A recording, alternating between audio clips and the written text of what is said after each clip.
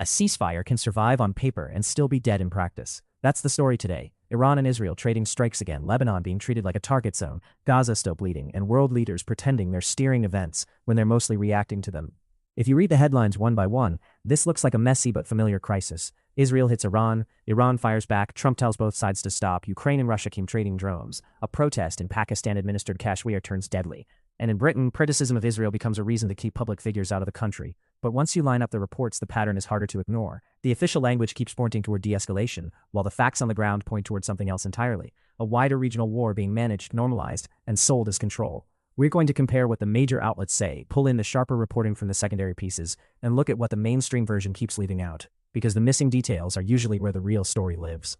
And if this kind of breakdown is useful to you, hit the like button and subscribe so you don't miss the next one. The first thing worth noticing is how quickly the language gets sanitized. Reuters describes this as the most serious exchange since the fragile April ceasefire. AP says the renewed fighting threatens to drag the Middle East back into full-scale war. That's accurate, but still too polite for what's happening. Israel struck across Iran overnight, with explosions reported in Tehran, Tabriz, Karaj, and Isfahan. Iran then fired missiles toward northern Israel, saying it was responding to Israeli attacks in Lebanon, and then Israel hit Iran again. So the idea that this is some isolated retaliation cycle is already too narrow. This is a regional chain reaction, and Lebanon is sitting in the middle of it. What makes this round especially important is the political contradiction around it. Trump publicly told both sides to stop shooting, then, in another breath, he made it very clear that he believes he can dictate the terms. He said Netanyahu would have no choice but to accept a deal negotiated by Washington. That sounds forceful, but it also reveals the problem. If the White House is really in control, why does Israel keep escalating in ways that complicate every U.S. message? That gap matters, because if Israel can launch strikes after Washington urges restraint, then the U.S. is not really managing the conflict, so much as trying to stay ahead of its consequences. And that's a very different thing. There's also a quieter issue buried in the reporting. Some analysts, including Trita Parsi, argue that Israel's defiance weakens Trump's credibility with Iran. That's not just diplomatic embarrassment. It suggests Tehran may conclude that U.S. promises cannot restrain Israeli action, which means any ceasefire framework becomes less believable from the start.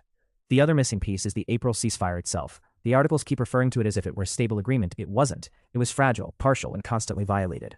Once you know that, the surprise disappears. What we're seeing now is not a sudden collapse of peace. It's the visible failure of a system that never fully stopped the violence in the first place. If there's one place where the gap between headline framing and reality is widest, it's Lebanon. The reports say Israel struck Beirut's southern suburbs. They say Israel hit Tyre again. They say people were ordered to evacuate north of the Zerani River, even though bridges had already been destroyed. They say hospitals were damaged, medics were killed, and entire areas are being treated as military space. But those words don't fully capture the absurdity of the situation. Take Tyre. Residents are told to leave. What the routes they need to use are already wrecked. That means the evacuation order is less an instruction than a performance. It's a legal-sounding way to shift responsibility onto civilians for not doing the impossible. Then there's the hospital area. Strikes near Jabal Amal Hospital have wounded staff and damaged medical facilities. Israeli officials still describe these attacks as hitting terror infrastructure, which has become one of the most overused phrases in modern warfare. At some point, if every clinic, ambulance, residential block, and roadside target is called infrastructure, then the term stops informing and starts excusing. And the casualty numbers are staggering. Lebanese health authorities have documented thousands killed and injured since March. Yet many outlets still cover the conflict as though it were mainly about exchanges between armies. It isn't. It's about a military campaign inside a country whose territory Israel still occupies in the south. That matters more than the articles sometimes admit. Several reports note that Israeli forces control around 1/5 of Lebanese land in the south and call it a security zone or a line of defense.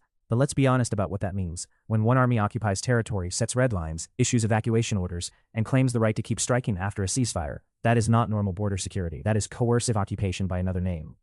Hezbollah's response also gets flattened in much of the coverage. The group rejects what it calls an illusory ceasefire and says any deal has to include Israeli withdrawal. Mainstream reporting often treats that as maximum rhetoric, but it's actually the core dispute. You cannot separate a ceasefire from the question of whether the occupying force leaves. That's why Iran's involvement matters here too. Tehran has been saying for weeks that progress in any broader negotiation depends on a real halt to Israeli operations in Lebanon. So when Israel bombs Beirut in the south, it's not just escalating against Hezbollah. It's also sabotaging the diplomatic structure that Washington says it wants to preserve. And then there's the most uncomfortable detail of all. The U.S. keeps acting like mediator and guarantor at the same time. One minute it's brokering a ceasefire, the next minute it's tolerating conditions that leave the most powerful military actor free to continue operations. That's not neutral mediation. That's asymmetric enforcement. Gaza may not be the loudest headline in today's batch, but it's still the clearest example of how the word ceasefire gets stretched until it barely means anything. The reporting says Israeli attacks killed at least 9 Palestinians over the last 24 hours. One strike hit a police checkpoint in Khan Yunis. Another shelled a residential area near Gaza City. A 15-year-old boy was killed when his fishing boat was targeted off the coast. And all of this is described as violations of the truce, rather than what many people on the ground would plainly call continued war.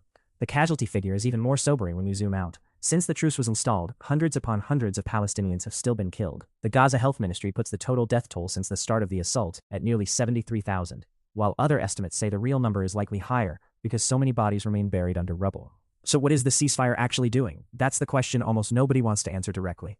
Because from the source reporting, it's clear that Israel is not just pausing, it's continuing to seize territory, maintain military control, and carry out near-daily strikes. Meanwhile, Netanyahu says the IDF will keep holding ground. That means the ceasefire is not functioning as a real stop to the violence, but as a way to reorganize it.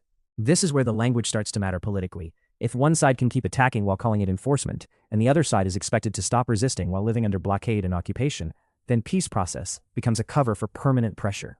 The reports from Gaza also connect back to Lebanon and Iran, in a way the headlines rarely spell out.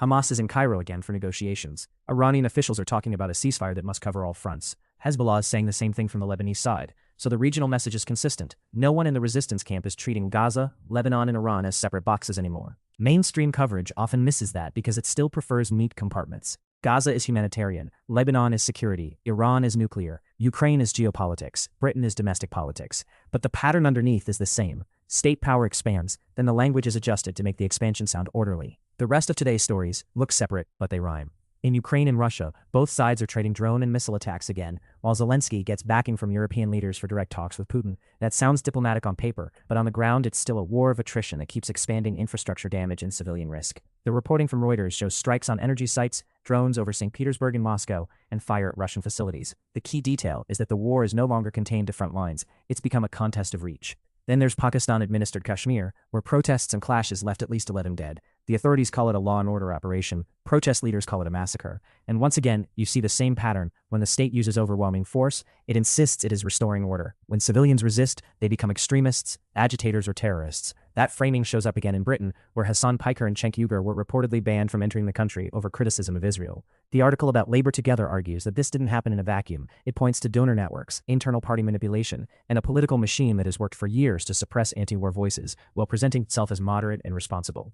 That part should raise eyebrows, because if a government can quietly reshape its own party through hidden money, then publicly block critics at the border and still get described as democratic and centrist, the problem isn't just one speech ban. It's a whole system of managed opinion. And that system is not limited to Britain. We've seen the same logic in the US media environment. If you can narrow the acceptable debate around Israel, then everything outside that frame gets treated as extreme before it even lands. So yes, the stories are different, but the operating manual is familiar. Control the narrative, narrow the choices, and present coercion as stability.